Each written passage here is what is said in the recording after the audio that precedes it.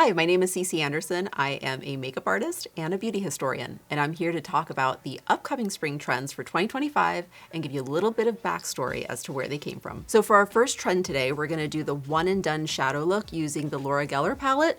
This is from the Candy Cravings palette. It has 12 shadows, a blush, and a highlighter. It's so beautiful. Just look at those colors. And I'm going to be using the lightest one in this palette to do the one and done look. Wow. That is so pigmented. Got like a lot of color and shine right away. So I'm going to center it more in the inner corner here and then use whatever's left on my brush to just kind of buff it up and into the brow. Barely anything by the time I get to the brow area. That is so pretty. Look at that. So one of my favorite things about this look is how quick and easy it is, because let's face it, you have places to go and people to see. Kind of reminds me of like a 1970s look a bit, where it's just all about that disco glamour. You know, the 70s weren't even really the beginning of it. In the 1960s, actually as far back as the 1950s, Max Factor was creating shimmer shadows with mica and other products to kind of emulate the emerging fashion of the time. And if you want to take it back even further than that, the ancient Egyptians used to crush up malachite and all kinds of minerals to create these kind of like shimmering shades. A really big trend for 2025, I think, is effortless beauty. You know, just quick products that you can get on there and look your best without having to think about it. So nothing really says springtime activity like blush blindness. That's our number 2 trend. We're using Petal Poppin' by Fenty. This is in the Fenty Cheeks line. Cosmetics actually have a lot of their history in medicine. So when someone was sick, they would treat not only the wound, but also the appearance of being wounded or sick. So you would use blush to kind of emulate a healthful, glowy, just healthful appearance, I guess. So you're really just bringing life back into your skin, and you're showing the outside world that you're healthy, happy, and ready to mingle.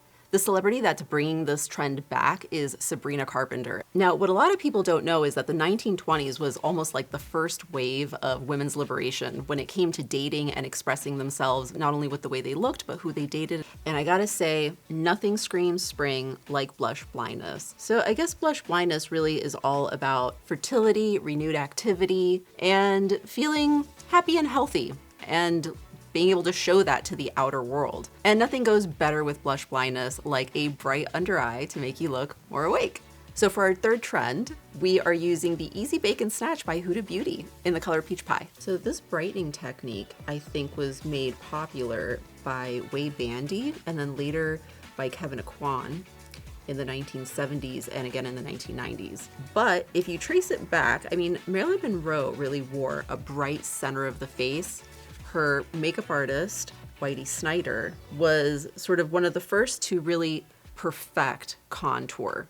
So we can see through the years how every makeup artist perfected and then perfected upon perfection to now the very camera-ready looks that we see today. So this technique really became popular in the 1970s after a makeup artist named Way Bandy really perfected the art. But it goes back even further.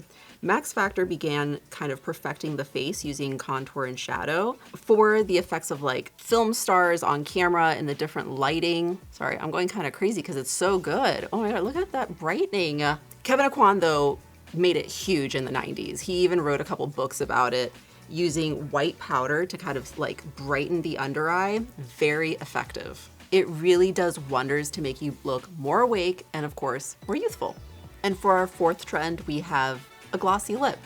It's easy to apply. It brings a flush of color to the face.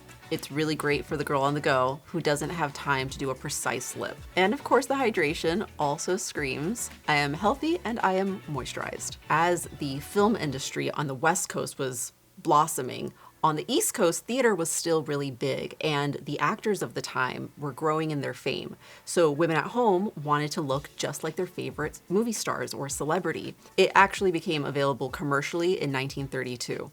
What they would read about them is how they would apply their makeup to be on camera or to be on stage. And so what was usually reserved for those kinds of professions started to become the norm.